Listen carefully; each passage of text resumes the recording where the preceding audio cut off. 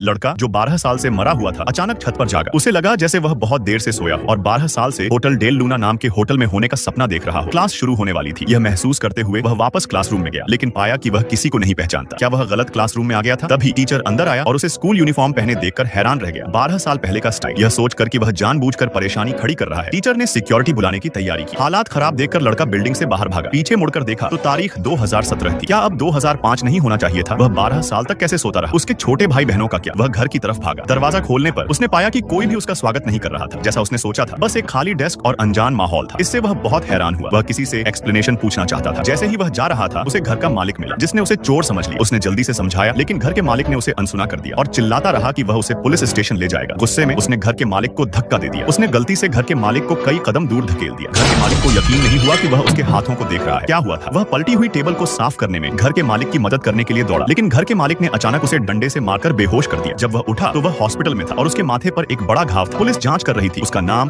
और जन्म तिथि पूछ रही थी। लड़के ने सच सच जवाब दिया, मेरा नाम चैन हाइशेंग है और मेरा जन्मदिन 7 जून 1987। पुलिस हैरान रह गई। एक 31 साल का लड़का जो 1987 में पैदा हुआ था। क्या तुम मजाक कर रहे हो? उसी समय एक नर्स ने घाव पर पट्टी बांध दी और लड़के से कहा कि उसके माथे पर 30 टांके लगे हैं और इन्फेक्शन से बचने के लिए सावधान रहना है और बाद में एंटीबायोटिक्स लेना याद रखना है। लड़का बेबस था, जोर देकर कह रहा था कि उसने झूठ नहीं बोला है। पुलिस वाले गुस्से में थे। अगर जांच में पता चलता है कि यह झूठ है तो तुम बिना इजाजत घुस रहे हो और सरकारी काम में रुकावट डाल रहे हो। तुम्हारे गुनाहों में इजाफा हो रहा है। जांच करने पर उन्हें पता चला कि जानकारी सही थी, लेकिन उसमें वह मरा हुआ दिखाया गया था। वे बहुत हैरान हुए और अपने सीनियर्स को इस बारे में बताने के लिए तैयार हो गए। इस बीच हाइशेंग अपना चेहरा धोने के लिए रेस्ट रूम गया और देखा कि उसके माथे का घाव ठीक हो गया था और कोई टांके नहीं दिख रहे थे। वह अब और भी कंफ्यूज हो गया था। उसे क्या हुआ था? जैसे ही वह रेस्ट रूम से निकलने वाला था उसे एक पुलिस वाला मिला। पुलिस वाले की यूनिफॉर्म पर लगे पहचान के बैज से वह चौंक गया। उसे एहसास हुआ कि यह उसका बचपन का दोस्त हाइशेंग था, जिसे मरे हुए 12 साल हो गए थे और आवाज भी बिल्कुल वैसी ही थी। वह हैरान रह गया। यह याद करते हुए कि आज हाइशेंग की बरसी थी, उसने सोचा कि क्या वह जो देख रहा है वह कोई भूत है। उसी समय हाइशेंग ने भी उसका नाम देखा और उसे अपने हाई स्कूल के क्लासमेट हाओ फांग के रूप में पहचाना। उसने तुरंत उससे पूछा। उसे अब भी लग रहा था कि उसका सामना किसी भूत से हुआ है। जितना ज्यादा वह इस बारे में सोचता उतना ही डरता जाता और बेहोश हो जाता। जब वह फिर से उठा तो दोनों एक नूडल की दुकान में बैठे थे। हाओ फांग हाइशेंग को देख रहा था, जिसने 12 साल से नूडल्स नहीं खाए थे। उसे अब भी अपनी आंखों पर यकीन नहीं हो रहा था। जब उसने नूडल्स को छूने के लिए हाथ बढ़ाया तो वह कांप गया। उसे गर्माहट महसूस हो रही थी। सच में उसके सामने कोई था। हाइशेंग ने फिर उससे पूछा कि उसकी गर्लफ्रेंड जिन्युआन कैसी है। हाओ फांग ने उससे नजरें चुराई और हकलाते हुए कहा कि वे 12 साल से एक दूसरे के कांटेक्ट में नहीं थे और उसे नहीं पता कि वह कैसी है। हाइशेंग बहुत हैरान था। इतने करीबी लोग ऐसे कैसे हो सकते हैं? हाओ फांग ने फिर उससे पूछा, क्या तुम्हें सच में याद नहीं है कि उस दिन क्या हुआ था? हाइशेंग को पिछला दिन याद आया। उसने वही किया जो वह हमेशा करता था। नाश्ता बनाया, अपने छोटे भाई बहनों का ध्यान रखा और फिर जिन युआन के साथ स्कूल गया, क्योंकि यह उसका जन्मदिन था। शेंग ने हिम्मत करके जिन युआन से किस मांगा और उसे बिगड़ैल भी कहा गया। अरे नहीं, जब वह अपने छोटे भाई को लंच देने स्कूल गया तो उसे पता चला कि उसकी पिटाई हुई है। शेंग गुस्से में था और सीधे उसके दरगाह के पास गया। तुम XXX है। शेंग तब तक शांत हो गया और जिन